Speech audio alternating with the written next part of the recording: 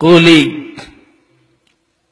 তুমি আমার, ওনার নাম, তুমি আমার আসিম এবং যারা তাকে বাংলাদেশে নিয়েছেন তাদেরকে এই সংবাদটা দাও, আন্নাহু মাকবুলুন, তাদেরকে কবুল করা হয়েছে। এবং দুইবার আওয়াজ শোনা গেল মাহিয়া হাজাতুহুম, তাদের হাজত কি, তাদের হাজত কি।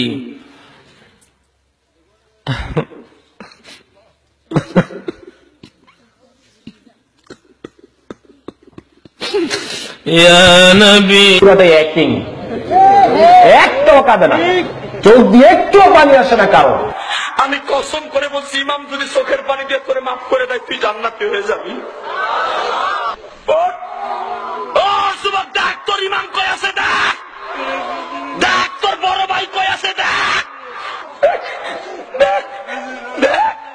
ডাক তোর ইমাম কই আছে, তোর বাবা কই আছে, তোর মা কই আছে, ডাক। তোমার বোন যদি তোমার কাছে থাকে, তোমার শাশুড়ি যদি তোমার কাছে থাকে, পাগলের মতো মায়ের জড়াই ধরে কাঁদো।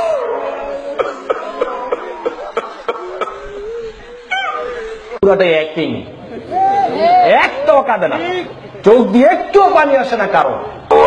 আবু বকর সিদ্দিক রাদিয়াল্লাহু তাআলা শেষ ইমামতিতে দাঁড়ালেন। নবীজি আমার জানালার পর্দা সরাইলেন, জানালার পর্দা সরাই উম্মতের নামাজ দেখছেন, চোখের বালিগুলি গাল মোবারক বেয়ে বেয়ে ঝরছে।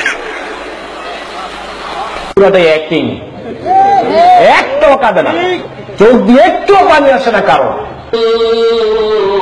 আল্লাহ নবী গো, জ্ঞান ফিরতেছে না আপনার।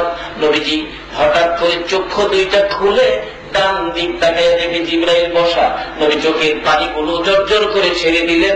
জিবরাইল রে, আমি আর কত মার খাবো রে জিবরাইল।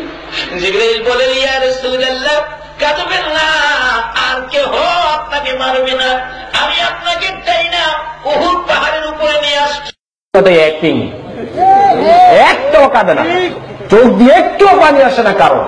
হাত দিয়ে রওনা করবে, তোমার আমার যদি এই বয়া বুকের ভিতরে থাকে,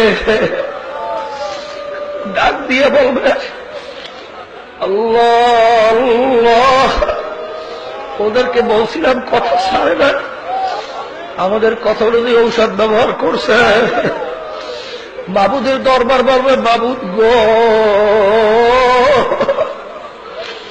পুরোটাই অ্যাক্টিং, একটাও কাঁদে না, চোখ দিয়ে একটুও পানি আসে না কারো।